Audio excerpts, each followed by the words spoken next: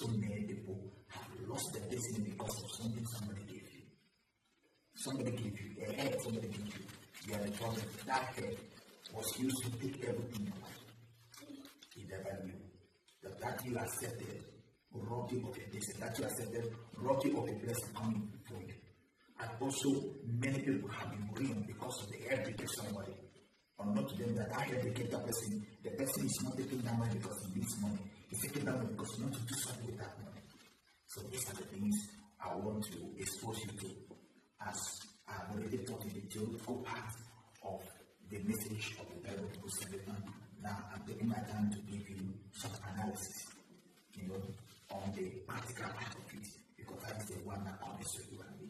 I always say it's always when you read the Word of God, always try to find the practical connection of that word to you. That one will help you know how to practice that word. Because whether you like it, you believe it or not, the days that this scripture was written, the people that God used to write the scriptures, the situations you were facing, the society they live is not the same thing that you do. That is the truth.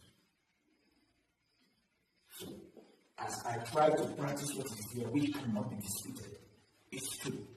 I should not be considerate to the society that I live, to the community that I live, to the economy that I live. These are the issues that bother around forgiveness. Hello? These are the issues. When I will come to that, we're going to go to the Bible of the mystical, and we're going to come to the area of forgiveness, and I will expose you to the truth. These are some of the issues that bother around forgiveness. The society they live in the scriptures is not the society I live today. So these are the things I want you to know. I myself, that is why I took my time to re-examine everything I know in the scriptures, because at the point I saw that people who are preaching and not practicing, one, they don't even believe in what they are preaching. I'm a pastor, so I've been in the system, okay?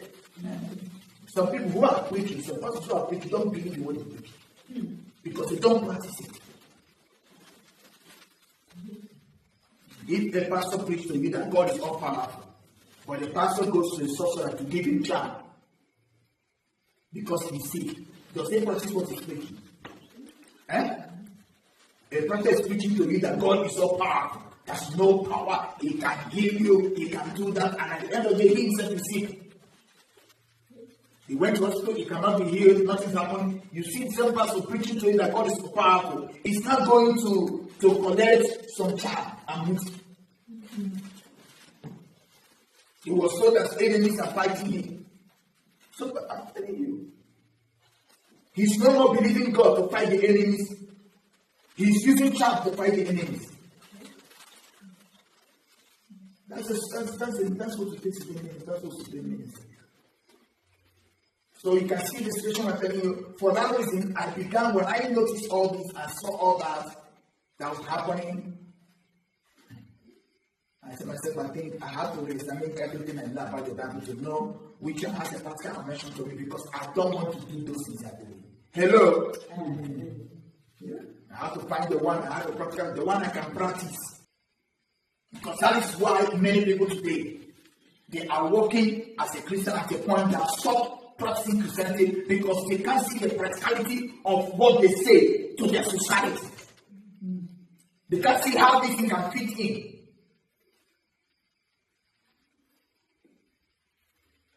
We have cars. Hello. We have cars. Let me call moto. Moto means something that moves you from one level to another. Or that has something that rotates. A motor car. But the motor car they use for the farm, it's not the motor car they use on the road. Hello? But both of them are providing the same service, and that is to move you in the farm, a large farm. You use a tractor. A tractor has large tires because of the terrain. But the tractor purpose is also to move you around in the farm to achieve your aim. The sedan is a car, but the tires are built for smooth road, for hard road, and is built in an aerodynamic manner for speed. Just sit down. We have the SUVs, the 20 vehicles. You have the caterpillar for digging things, excavators. They are built, but they are also a motor. They can carry you from one place to the other, but there's a purpose in their built. I get what I'm saying. The same thing happens to war. If you go to war, use the tankers. You see the way they're designed. They don't want to mind. They built it in a way that if it's a tree, it will climb up a tree, it will go down a ditch, it will cover the hill, it will built to move in any kind of terrain. Because they know if you go to war, they are going to see such situation. It can go inside water and come out. Tankers. The word of God is to move you from here to eternity. The time they wrote these scriptures, their terrain, the environment, spiritual terrain is different from the one I'm using now, the one I'm practicing. So I will practice this word in a way that the tires that carry me in this world will meet my needs. So I have to find the truth, which is to move it from now to eternity. But I have to design, I have to find a way to get the right wheels that will meet up my need or protect me as I practice my faith in my own society. Because my own society is different from the society that Christ ministered. It's different from the society that the apostles ministered. Many pastors will not tell you this, but I'm telling you. That this is the core purpose. And you know I'm telling you because I'm out to find the truth. I always say that when you are passionate to find the truth, there are things you're going to discover that others couldn't discover. Why? Because others never had the patience to go through the path. Hello? Mm-hmm. We all know today that Adam fell. Books of Genesis 3, Adam fell, and this is what we find as a result of what Adam did. But do you know there's something no man can be able to explain it accurately. No man will be able to see what could have been. Suppose Adam didn't fail. Hello? Mm-hmm. Suppose Adam didn't. Imagine the beauty or the beautiful life God prepared for man, that today man lost it. Mm-hmm. Man cannot experience it again because it has been overtaken by death. Mm-hmm. What Adam chose, he opened the door that took him to another realm, which made him he can never experience this realm. There is something he would have experienced if him and Eve refused to eat the fruit. There's a kind of life, there's a kind of productivity, there's a way God could have multiplied man that wouldn't have exposed us to this kind of knowledge that makes us vulnerable to sin. The same thing happens today. When you are passionate to do what is right, and people tell you, yeah, it can't work. This thing you're doing, you're not going to succeed. Nobody does it like this. I'm telling you, you can't succeed. And you insist you're going to do it right. You're going to come to a level where you see divine help, divine intervention to help you go as you continue to persist, continue to insist in truth that you want to do it right. As you face the challenges, you face the storm, you make the sacrifices, please. I must tell you that. You make the sacrifices to live by truth. As you make all that, a time will come, you will discover there's a way. There's a way to do this right. Now, that one you discovered, many people don't know it. Why? Because it's only you that waited to discover it.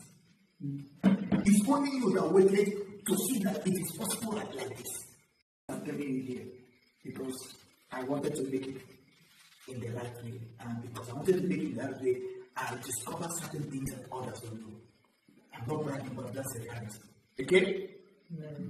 So I'm telling you, the society that the Bible was written, the communities it lived, whether I like it or not, whether I believe it or not, is not the same as ours.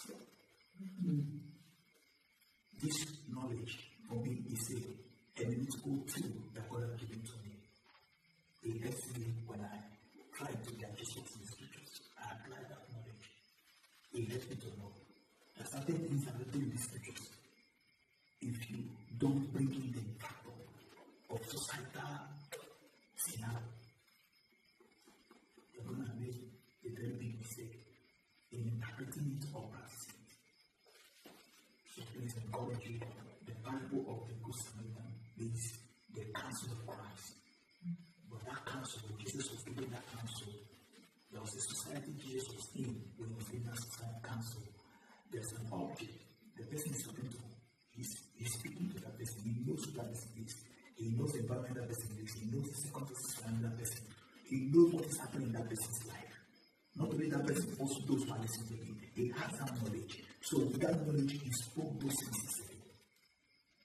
But believe me, if that person is not the person who was asking Jesus question, and the people are not the same people, those people have a different spiritual profile.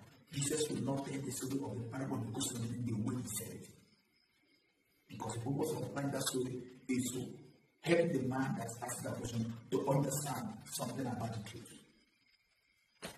Well, it's okay. We thank God for his word, and I encourage you, be prayerful as you practice your faith. Don't give in to anything you hear, anything people tell you to do, people want to offer you help.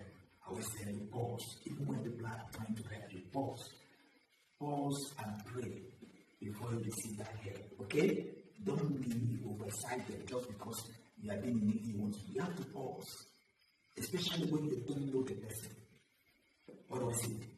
Especially when you don't how could not judge the person, not what somebody told you. You don't know the person, but somebody you know very well. Somebody you know that at least I've been with this person. You can sit there because I know this guy, I know this lady. But when help is coming from a stranger who you don't know and you have the privilege, it's not important that we need help that we have the privilege to examine the person. Please pause and examine the person so that you don't take a help that will kill you. A lot of people have been helped, and that help they receive is what ended their life, was a dream. So these are the dicey predicaments that surround the teachings of the parable of the Good Samaritan. It is good for us as Christians to have that understanding, whether we are seeking help in the society, from the family, whatever means that's in your place, the principles are still important for you to apply them. Be prayerful, consider the environment the society living, be mindful of that, okay? When the kind of people they are dealing with, those things are very good. Be mindful of the society living, and also understand that when you pray, it's not a prayer you pray that time. That time they're asking you for help, or that time you want to accept somebody's help. It's a prayer you pray every day, asking God to protect you from traps that are set through your desires, through your needs, through your aspirations, through your expectations. Always make prayers to always do that, okay? Pray over your mind, dedicate to people and all that. Speak God, say Lord, I speak from my heart. But if anyone is making any evil behind this money, whatever he plans will follow him in Jesus' name. So we have to be prayerful in things that we, because fortunately for us, that's the situation we are. If you practice Christianity the way Jesus wants you to practice, if you trust God alone, you believe in all I'm telling you. Unless you are just the Jews group that just come to be known as Christians, then when they want to solve their problems, they do spiritual things, they get involved, or they're even part of a group that initiated themselves to do certain things. There are people today, they are with them, they are covenants that Father made. Some people we are with some people, they are covenant that Father made. When they must the Father took this somewhere, they make decisions in their chest, in their back. And some of the covenants has no chance, no motive will ever kill it. Nobody will be very covenant. That thing the Father did is not ordinary. It is something. That person towards the Christian is speaking to you, he's telling you nothing can happen to me, and it's not the power of God that is protecting him. It's your covenant the Father made that is protecting him. But he can begin to tell you, oh, I don't fear anything, I go anywhere. You will go with him and you will die. You will eat with him because there's the covenant the Father made when they were small. Maybe because maybe